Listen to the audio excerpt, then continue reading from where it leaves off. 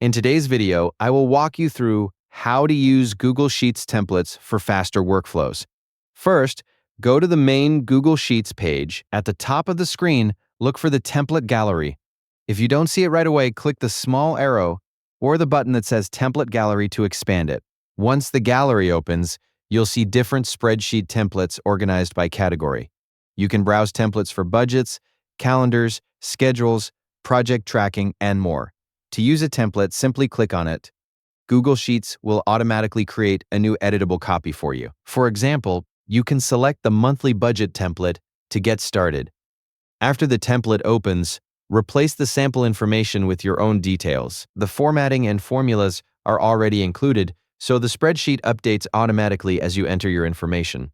You can also customize the template by changing categories, colors, text, or layouts to fit your needs. If you want to try another template, return to the template gallery and choose a different one. You can create as many template copies as you want. And that's it. Using Google Sheets templates is a quick way to organize your work and save time without starting from scratch. Thank you for watching the video.